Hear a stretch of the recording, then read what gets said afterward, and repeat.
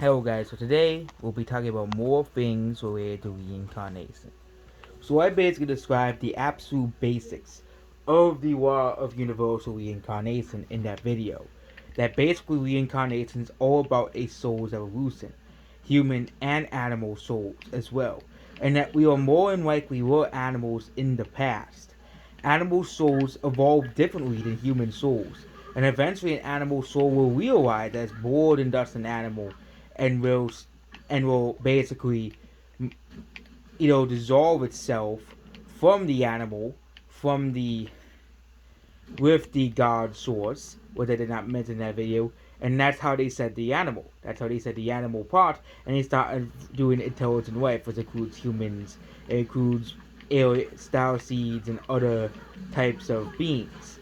And at the beginning, you start at the beginner level. You are new to it, okay? You don't know much because you are basically an animal, okay? There. So that's what we mean by saying the animal. Okay, you become a blank slate once again. Again, you don't cease to exist. That is the misconception. You don't cease to exist. You exist, but you clean yourself from the animal so you can comprehend intelligent life. Many souls have been doing this, and the soul is eternal. Okay, it has been evolving for trillions, billions, and actually probably for eternity. So, what is this, there? Another thing is reincarnation technically eternal? Because, again, all souls have free will. Okay? We have free will to stay in the source energy or not. Okay? Once you leave the source energy, you start the process all over again. Okay? You start the process all over again. Okay? There is a theory called eternal recurrence, which basically means everything will come again. If reincarnation is just like the water cycle, go, essentially, basically means eternal recurrence is true. Then, because if you're the same soul, you'd probably experience the same lifetimes again. Again, I might have lived this lifetime for an eternal amount of times. I might not know it, nobody else might know it, or it could be completely new experiences, which is as well. Well, another thing about reincarnation is what really happens with reincarnation. Okay, there was something I did not mention in reincarnation, and that is the soul contract. The soul contract The soul contract essentially is a thing that you've chosen before birth. You have, and before you die, you have multiple exit points. Some people say that there's only one exit point. That is not true, especially with stuff like life extension coming. You have exit points in each decade, as well. Okay, okay. For example, one of my potential exit points was last year. Yeah, and that was in the yard. But but God decided it was not my time, so spared me from dying that day because I have far more to do, or else I would have not been alive and I would have been in the other world, probably planning my next incarnation on this planet, and I probably won't, or I will probably become an earthbound spirit because at the time I didn't really care for stuff like spirits and souls, because before then I used to be a nihilistic person. I used to believe life was kind of meaningless. Okay, what's the whole point of life if we just die and cease to exist? And that's the other thing that I said was, is my brother still around? Wow. And I realized in my memories there were lots of signs that my brother gave me, and I didn't realize that there were signs. For example, coins appearing out of nowhere, feather bird, certain birds appearing. You have certain creatures appearing that more common. You have, of course, paranormal activity, which is definitely a sign of, it's either a ghost or a sign of a loved one, or of course, it's an earthbound spirit. But usually, like paranormal activity, for example, a TV turning on or something that they like appearing, for example, or them do something with you of to basically notice them. For example, in my house, I had white paranormal activity in this house, essentially, but it's mostly friendly, activity, and we all know who it is. And we all know who it is. It is my brother, and again, he had a greater spiritual purpose. As well. You know, he had a pretty short life compared to most other people because he came here to teach us something, like most people usually do. People who have shorter lives usually come here to teach something, and that is something as well. And the next thing I gotta do is, because time is relative, there is no such thing as time in the spirit world. That means, I asked this question on Facebook: Can reincarnation predict future technology? Well, since time is relative, for example, if you reincarnate in 2001 and your soul knows that, for example, life expectancy technologies is coming, that soul born in 2000 will be around 40. It'll be around 45 when the life expectancy technologies, according to RBD Gray, will be coming around 2045 to 2046.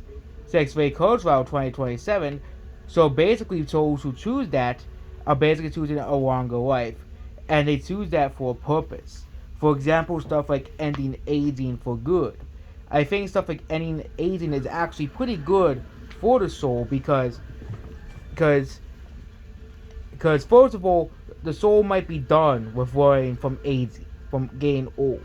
Okay, you can't for example, on planet Gigantus, many Gigantian souls were already past the lessons of aging already. They didn't need to age anymore. Okay, once they got technology, and this is more proof of my life on planet Gigantus. This basically, Gigantians were reincarnating in a couple of decades before life extension came out, and they had that as a part of their soul contracts. Lives for thousands of longer years than the average Gigantian lifespan was around 40 to 80, 40 to 60 years. And again, planet Gigantus exists on a lower vibration than Earth because Gigantus is like a very horrible planet to live on. And another thing about reincarnation: what if Earth does extend to the 5D reality? What if Earth does extend with the Great Awakening, which is the final awakening? Okay, which I believe is coming in around this century. Humanity will awaken in this century, meaning you won't need to reincarnate anymore because Earth is on a higher density, on a higher frequency. You won't need a body anymore to reincarnate anymore because Earth is on a higher frequency, on a higher dimension, then alongside now of everyone else. You won't need all this stuff. You won't need stuff like money anymore, because stuff like jobs anymore or stuff like that.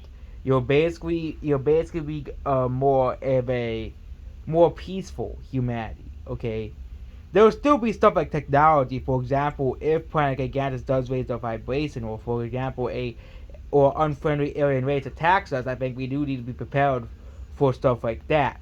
We need to be prepared for stuff like that. But most alien races that humanity has gone in contact with are friendly alien races. They are not hostile. They are not really a hostile group. Group, there, there. So we have this world that we are incarnated on. We have this world that we are incarnated on. So we choose these life purposes that we live on. Okay, we choose these life purposes that we live in, and every life has a purpose. Okay, most atheists are essentially nihilists, essentially, or they basically say, yeah, there's just nothing. Okay, which is what the whole biggest fear of death is that there's nothing. Okay, there's nothing after that. That's the whole big massive fear is that there's nothing next to you. You don't never experience anything ever again. Again, there But if you really think about reincarnation, I think it's actually the most logical thing that happens. Okay, I used to not believe in this type of stuff either, but I look at things as a logical thing. I look at things using logic and reason to explain things. Okay, and if you really think about it, soul is just energy. That's all soul is. All souls are just energy. Okay, so a soul makes perfect sense in the law of conversation of energy, which I explained in the other video about near-death experiences. Near-death experiences make perfect sense in the law of conversation of energy, meaning that energy cannot be created or destroyed, only transformed. Which is why I have a big problem with the currently accepted Big Bang Theory.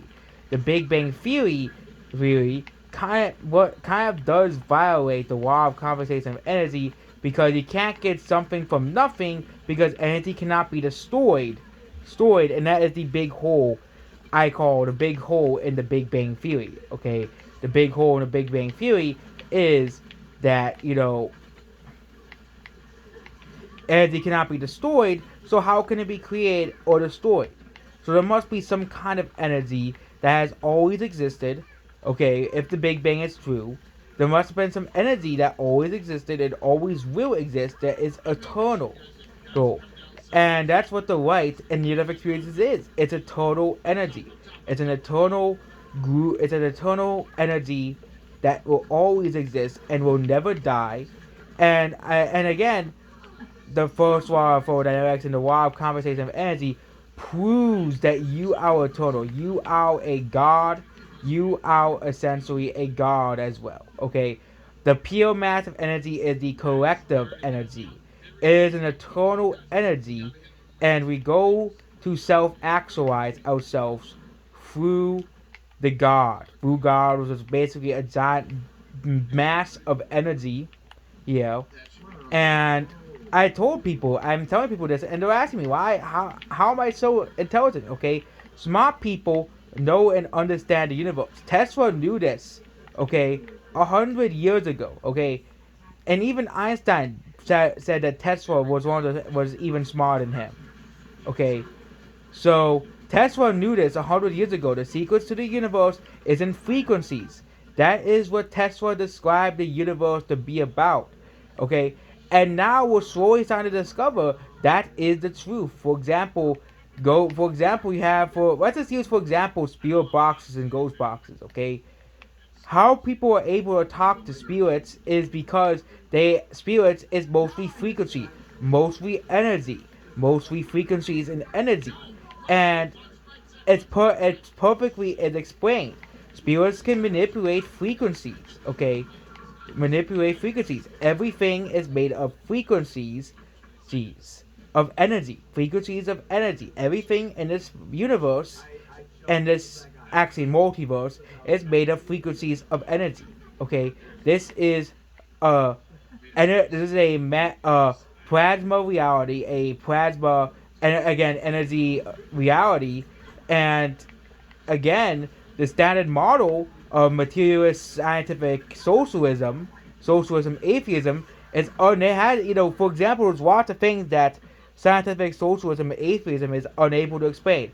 The first thing is the hard problem of consciousness. Okay, the hard problem of consciousness. Okay.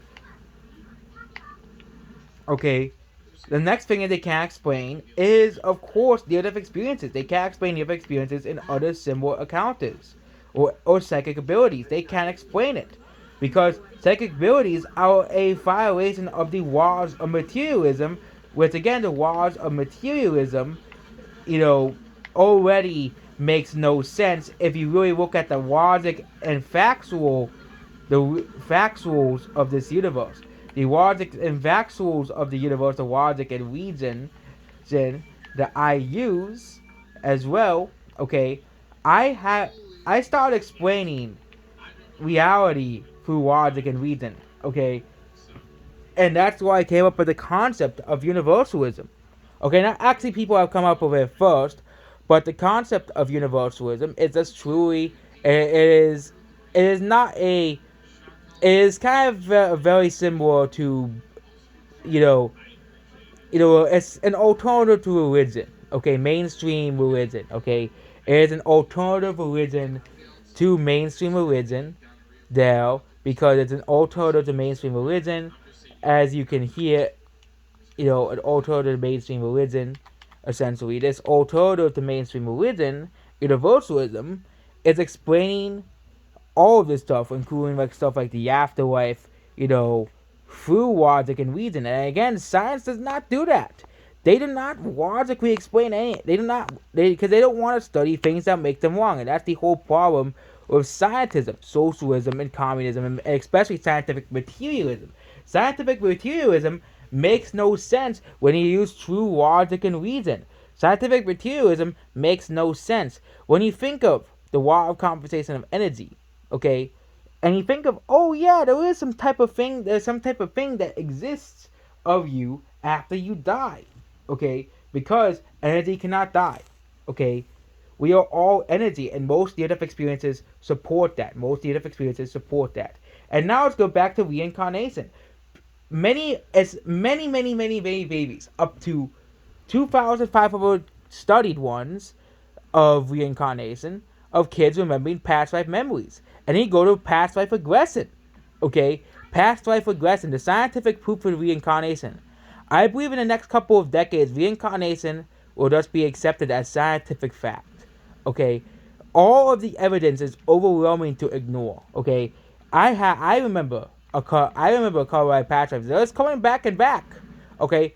The most prominent one is the one on planet Gigantus and the one on Texas. Those are the two most prominent ones I keep remembering. Okay, and if you look at, there was actually a planet that was recently discovered that is very similar to planet Gigantus. Again, planet Gigantus could be a planet that is essentially destroyed by its own style. Planet Gigantus could have been destroyed by its own style already, and it could have been a past life. But it could be a future life. It could be a parallel life. That's the whole thing of the spirit world. There is no time in the spirit world, so you can access lives in the future and lives in the past, but we mostly access past lives. Sometimes we also access future lives, and that's how some people claim they have time traveled. Okay? They're just accessing future lives. That's how we can predict events in the future. Okay? We are much, okay,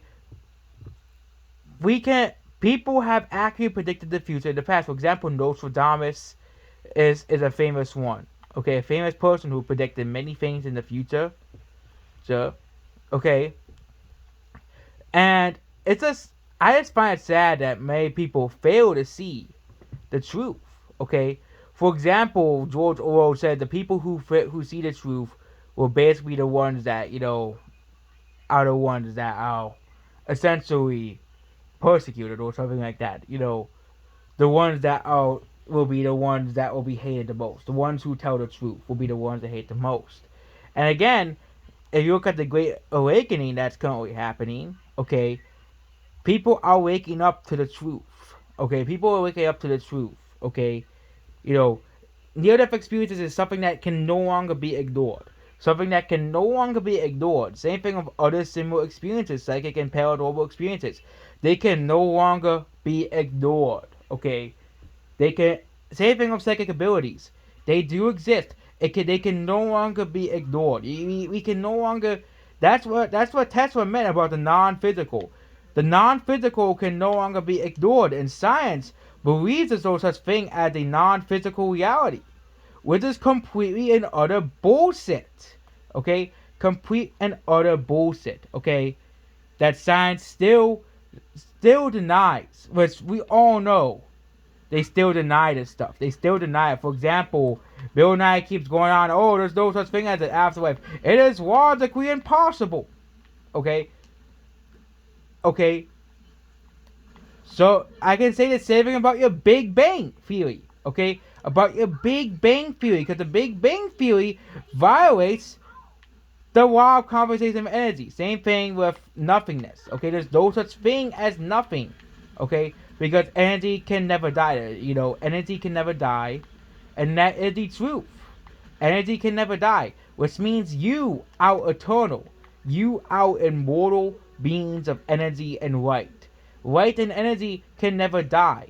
Okay, light and energy can never die. And once society realizes that, which will be in the next couple of decades, society will realize the truth. Will realize the truth that science has been lying to you. Okay, globalist, materialist, atheist view of the world has been lying. Okay, people are waking up to the lies. People are starting to wake up to the lies as well. Okay, and there are studies into this stuff. Okay, for example, there is the University of Virginia, the Perpetual Studies. They are the biggest studies of the paranormal. Normal. Okay, they're the biggest studies of paranormal activity, and they're basically saying that yeah, this stuff is true. There is some type of stuff. Okay, for example, I watched the conference of it, and they actually have actual research into near-death experiences and reincarnation. Okay, they have into it. So there we go about that. The University of Virginia, they're going to continue to research this stuff, and they should, because they're researching the truth. Okay, every person who has a near-death experience completely believes in life after death. Okay, completely believes in it. No fear of death.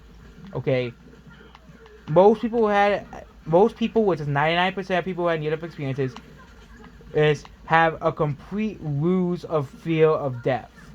Unless it's the 1% that had like experienced hell or something, then the fear of hell, not death.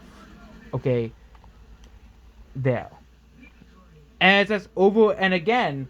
Most near-death experiences are very, very similar, but I already discussed that in the near-death experience video. Most near-death experiences are similar. They have a lot of commonalities, a lot of similarities, and again, these similarities are too similar to really ignore and just pass them off as just hallucinations of the brain. Okay, your consciousness and soul can tell the difference between a hallucination and a non-hallucination.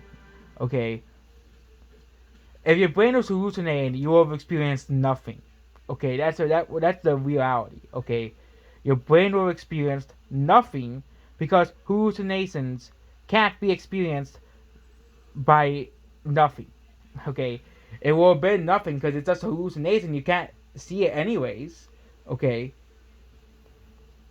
and death is essentially the greatest illusion of all time. Okay, the greatest illusion that we die. Okay, we are eternal. We don't die. Okay, that's the greatest illusion. Globalism and science is telling you the great lie. Okay, what's the second great lie is the Big Bang. Okay, the Big Bang never happened.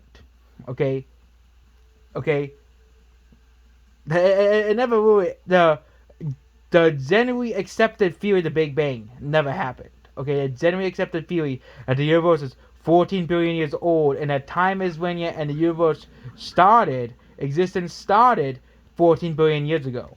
Okay, that's the big why. Okay, that's the big why I'm talking about. Okay, the big why. Why? And again, I believe this whole the mainstream paradigm is collapsing. The mainstream paradigm is collapsing. Okay, the mainstream paradigm that has kept people into fear is collapsing. So more things about reincarnation. Okay, can humans reincarnate as animals? It is solely possible humans can reincarnate as animals, but it's very, very, very rare for a human to reincarnate back as an animal. It is very common that humans can reincarnate on other planets, but it's very rare, okay, to reincarnate as an animal, because you don't need that. All of the lessons you have learned and evolved as a soul, you don't need them anymore. You don't need to learn a lesson as being a bear anymore. You don't need to learn a lesson as an eagle. Okay. Another thing about reincarnation, that reincarnation is basically you live everybody's lives until you become a god. Again, that whole theory is kind of disproven by when people see in Rise Between Rise Progression, which is a spiritual regression, they are usually with a soul group or soul family. They're able to interact with other souls and other beings in heaven. Same thing is with mediums as well. They're able to describe that, yeah, their souls, or even just dream visitations, or even just astral travel in a nutshell. Okay, and meditation and stuff like that, which is basically unlocking the astral realm, your body to the astral realm. You're able to see dead relatives, more than one dead relatives that you see. Okay, which means that yes, you technically are separate, but you're still one. Okay, it is what I say is in these videos is that we are one. Okay, we are many. There's the illusion of separation because theoretically we are one, but we are many. Okay, think about it as, for example, humans. We are made of cells. Okay, cells are all individuals, but collectively we make up one. Okay, we make up one being. We make up one being. Okay, okay. And the other thing is that people believe that reincarnation is forced. You're forced to reincarnate. You're not forced. In the afterlife, you have the same free will as you have on this planet. Okay, you have free will of when to die. You have many, many, many, many exits of when to die. Okay, many, many, many, many exits of when to die. Die. You don't have one guaranteed final exit. You have multiple, many exits. You have, I bet, no, okay, not I bet. When you choose to incarnate, you probably have probably have 40 to 50 exits. Okay, okay, alternative exits. That's exits. And especially things get weird when we get to life extension. Okay, living a life of over 125 years is a generally accepted limit, or 122 years is a generally accepted limit as well. Okay, eternal youth, for example, being able to live 500 years. Okay, I think that would be an amazing thing for humanity. Okay, people will get more things done. People will be able to spiritually evolve much more better in the physical world. The physical world is basically a training ground for souls. It is a training ground for souls to evolve and grow and actualize their true selves. Okay, and most of humanity is starting to realize that.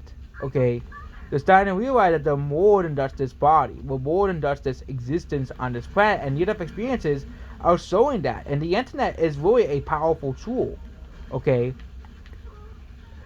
people are able to connect more easily. People are able to spread spirituality more easily. Okay, people are able to spread spirituality more easily than they ever did in the past. Okay, that's why what I mean is by your eternal journey is almost over. Okay, once Earth extends into a 5-dimensional reality, there will be no need for reincarnation because we brought Earth to this higher dimension. Of course, once Earth eventually inevitably gets destroyed, because Earth has a soul as well. Mother Earth also has a soul because Earth is made of energy as well. Planets and stars are all made of energy, as its energy never dies as well. But we are, for example, we're not gonna reincarnate as a rock, okay? Because a rock is not a living being. There's two different types of energy. There's life energy, which is basically there, and there's of course non-life energy, okay, which forms planets and stars and other things in this universe, including atoms and stuff. Okay, there. So I do believe that, yeah, for example, reincarnation probably does take and count for newer technology. Okay, for example, many souls were reincarnated in the 30s and 40s, and they're still alive now. They're still alive now. Many souls are now living, which is 90% of souls are living to the age of 60. 90% of people watch this video will live to the age of 60. Okay, and now we have reached a new point, which is the ages of 70 and 80. Most of us can't survive past the age of 90. Okay? And I think we're gonna realize, and that's the whole thing of killing aging. Okay? Making aging suck less, because you still have the exit points. Okay? But it would be better if your exit point was 150 instead of 90. Because of biology. Okay? With I believe with life extension, you have many exit points at many times, at many ages. You could have an exit point at the age of 125, 150, 175, 200, 1 million, or even possibly even 1 million years old. Okay, with life extension, because with the betterment of technology, the life extension will be more and more and more. Okay, until eventually all humans that do have a body don't are not in this incarnation cycle anymore and have extended to the 5D reality. The the the most people of 5D mind are much more awake, to the truths and reality of the universe. For example, when I was younger, okay, I was younger, I thought I did not belong on this planet. Yep, I felt I did not belong on this planet. And over the years, I forgot that.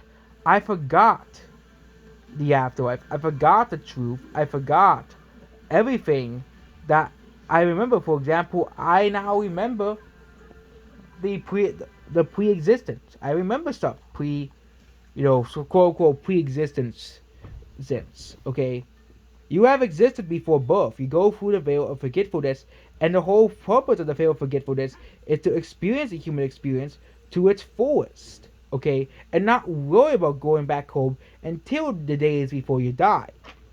And then you go back home and you get celebrated by friends and family that have already passed on. Another thing about reincarnation is that when you see dead family members and friends, what if they have reincarnated already? Again, an hour linear time that it usually takes 30 to 60 years.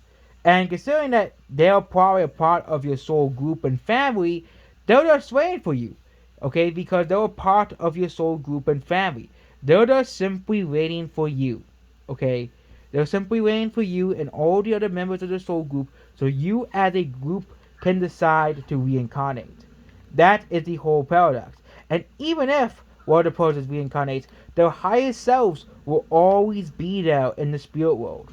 For example, we only have a certain amount of our soul on this planet at a time.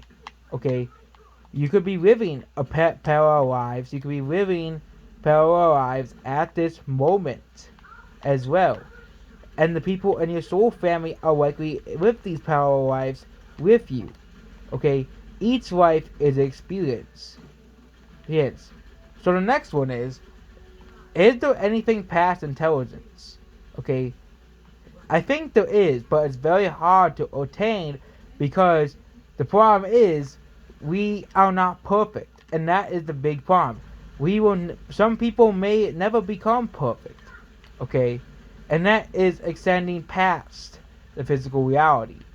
Most of us are struggling to get past the physical reality, okay, with all the hate, with all the wars, with all the destruction and violence. Most of us struggle go with this physical world. That's why suicide rates have gone up, because people are struggling with the physical world. Because usually when people commit suicide, they commit suicide out of petty reasons, or because the soul picked too much on the plate, and now they're paying the price for the plate, the too much that they picked. So if a soul picks too much, they will have a not good life because they picked too much. So it's much more better to have two separate lives to learn those separate lessons for your soul. And next, is an earthly life an addiction? Is the physical world an addiction for the soul? So, again, a lot of widescreen wise memories, they describe us being bored of the spirit world. Again, I wouldn't be surprised if we experience boredom in the spirit world. We constantly, as souls, it's the nature of a soul to crave something new, to get something new, to get something unique, to get a new and unique experience. And that's probably another reason why people reincarnate. So you can have this experience of being a life form. We can have this experience of being a life form. Every life, including human and animal, is a unique experience. There's a reason why we left behind the animal because we already experienced all of the animal lifetimes. Okay, this includes extinct animals as well. Well, so what have we learned from this video? Reincarnation is technically immortal, but you have free will over your next reincarnation in the other side. Also, animals do reincarnate just like us humans. It is completely stupid that mainstream religion keeps out animals from everything, from most things. Some parts of religion even say that animals do not have souls. Also we have also warned that near-death experiences do have an increased belief in reincarnation. As of course, 70% of people who have near-death experiences have had an increased interest in reincarnation. Also, it is very likely in the near future reincarnation will be proven as a science. Okay, and that there is more to this world than just the physical as well. Well, so that's basically it about this video. Goodbye.